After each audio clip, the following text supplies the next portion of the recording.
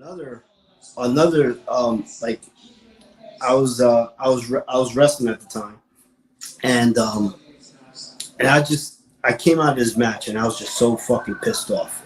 It was a bad match. These motherfuckers sucked ass, and I'm like, these guys ain't in my level. I can't continue this shit, and I'm just I'm outside in the parking lot, and I'm just venting to myself. I'm like, what the fuck, man? I'm like talking to God. I'm like, yo, God, why do you keep doing this shit? Like, give me a fucking reason why I should just continue. And at that moment, once I said that, my phone rings, and Mm. I look at it and I answer the phone, and I almost broke down into tears because it was my daughter telling me, "Daddy, I just want to say I love you." Ooh.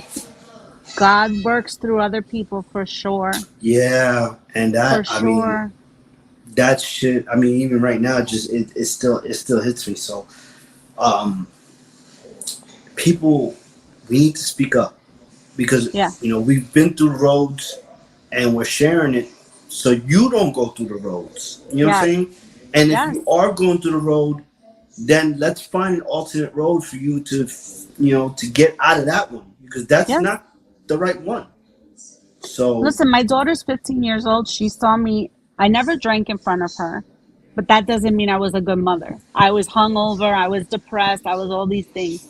But when I got into sobriety, she would come to my anniversaries. I taught her what I was struggling with. And I'm very open with both my kids because I want them to be able to come to me to be like, all right, I'm tempted to try this. I'm tempted to do that. Because today's a different world. You think mhm. you're smoking a vape and you got fentanyl in there. You think like I'm very, like I tell my daughter, you can't trust, but even if I'm upset with you, I'd rather you be real with me. Like I'll pick you up no matter what time. Like we have to communicate. This is the only way to break cycles. We Yes. didn't communicate in our Mm-mm. generation. Everything was kept in.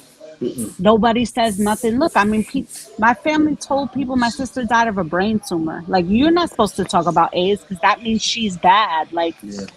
that's not that's No, not okay. my mother communicated with a 3.5 inch fucking cowboy belt with a belt buckle.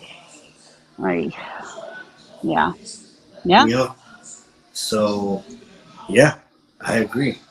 And we need to talk. We need to say. We need to speak up. We need to tell people stories. We need to tell people how we got out of it. You probably could get out of it the same way I did, or maybe not. Maybe Hmm. you have a different way to get out of it. But what what this path this issue that we are going through is not a good issue. Is not going to be. Is nothing positive is going to be coming out of it. Hmm. So I'm so Hmm. happy that you are sober. Hmm. Because I think you probably see life different now. Oh yeah. You Oh, know, absolutely. Well, you don't see the everything one thing blurry about anymore. sobriety is you feel everything. Yeah. Yeah. I mean, you So probably see more than just the concrete floor, right? that I see more than the concrete floor. I know where I put my head at night. Like I know Yeah. where I'm gonna wake up. Hmm. I know where I spend my money. Like Yeah. there's a lot of things that I really didn't know. I put Mm. myself in really dangerous situations. Mm. But the biggest problem was my internal sadness that I was trying to cover up with drinking. And if anybody hears this and knows, like, if you feel like you're struggling, you probably are. People don't wake up one day and go, I think I'm an alcoholic. If you think that, something's up, right? Like, talk to somebody, go to a meeting, find another male or female to talk to about what's going on. Don't hold it in. Don't like be ashamed. Like, it doesn't mean that anybody has to make any major decisions. Like, you could go to a meeting just to figure it out. You don't have to say, I'm never going to drink again. That don't work. No, just going and finding a solution. Even if you start with therapy, I'm a therapist, but I also go to my own therapy because I have issues that I still need to work on. I'm always going to have issues I need to work on. And I can't be a good therapist and hear all your trauma and help you with your trauma if I'm not getting help with mine. Hmm. And that's really what it's about, passing the message on and helping each other grow. Yeah, okay. So, continue with the AA meeting that you had. The first one? Yeah, because you didn't finish that story. Oh, see, look, I went all over the place. Yeah, well, So I yeah, well, that's stayed. cool. I stayed with a resentment. And then at the end of the meeting, I met this woman and she gave me her number and she was like, I'm going to give you five other women's numbers and you got to call these women and introduce yourself and get connected. And I was like, oh, no, I don't. Like, I was not. You I, fucking fighting it, aren't you? oh, Jesus, I was you're fighting. fucking cockle-doodle, I didn't hardhead. like women. I hung out with dudes. I didn't like girls. There's two girls I grew up with. Like everybody else was dudes. Yeah, I know So that. I, so, I was fighting it, but I had to humble myself and I started making phone calls and doing things that were really uncomfortable because that's how you get sober. You Yeah. do shit that's uncomfortable. You feel Mm-hmm. feelings, right?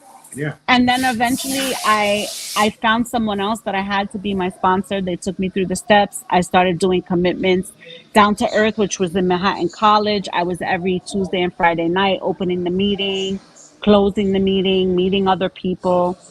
I met my husband in recovery. Mm. Uh, but my life has not been easy. Listen, my dad lost his leg in recovery. He ended up going to hospice and dying.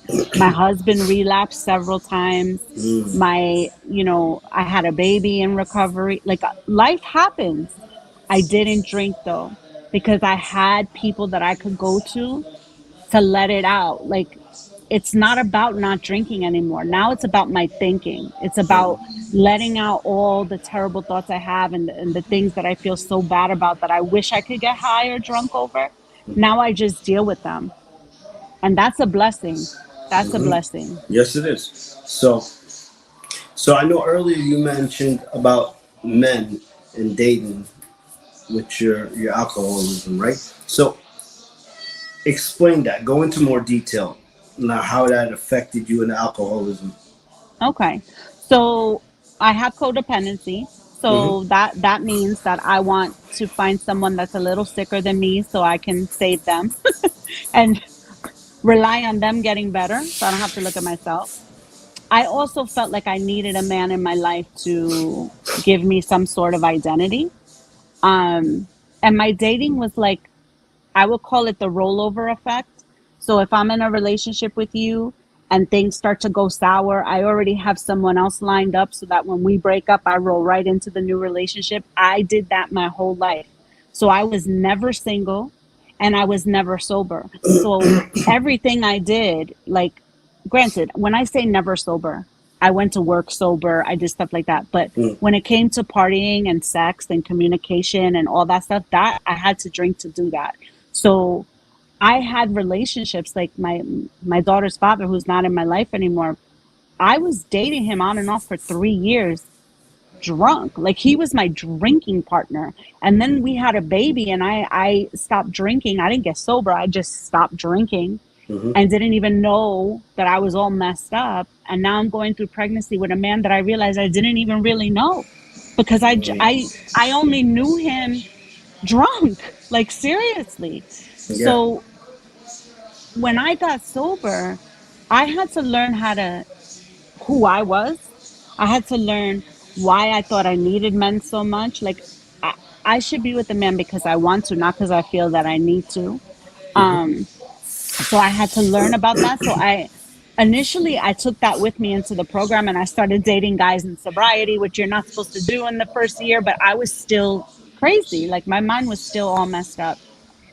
And when I was hit 2 years sober, I said to myself, I'm going to go 1 year without dating. Nobody, no sex, nothing. And I went Mm. 1 year and I got to Rough. know Christina, rough. And I got to know Christina and I met my husband, but I met my husband as a friend. And I was able to be platonic, not sexual. I didn't even look at him like that. We were straight friends and we became best friends. And by the time we realized we liked each other, we were already in love. But it was because it was healthy, because it was friendship. It was not about like I need to fix him, he needs to fix me, or if I'm with him, like that means I'm better. Like no, it was just friendship that turned into love. But that was because I finally took a step back to figure out who I was and what I needed. And you didn't have that before. Never, You just never. whatever. I We just have it. whatever. We're both drinking. Here, come be my friend. Come be my friend. I mean, Yeah, but you could be my man. We could be yeah, together for yeah, years, but you had to drink like me. yeah, And yeah. so everything that we did together involved drinking. Yeah. Everything. Go to the So, movies, get a bottle of wine. Go here, have Bacardi. Go there. Like, I didn't know how to do things without that. so you really like didn't really get to know the person really well like you do now sober. Yes. Because I didn't even know who I was. Yeah. I was whoever you were. So if I dated a Dominican guy, I was Dominican. If I dated a white guy, I was into the rock music he was into. If I like, I just became whatever you was, and I like enmeshed myself into that. Mm-hmm. Which now I just I'm just a versatile person. I like everything, but that's I had to figure that out on my own. I didn't know that because I just was whoever you wanted me to be. So I also hurt people along the way. I never thought that I did until I did Clearly, the yeah. steps. You was an angry drunk. Yeah, yeah, yeah. I was angry. I was an emotional drunk. I Mm-hmm. was an intense person. So I worked hard, party hard, loved hard. Everything was hard. Mm-hmm. So, you know, I had real relationships with people that I realized I didn't even really like or know them. But that didn't mean that they wasn't hurt. Like we were all hurt. It was just chaos, Mm-hmm. honestly. Any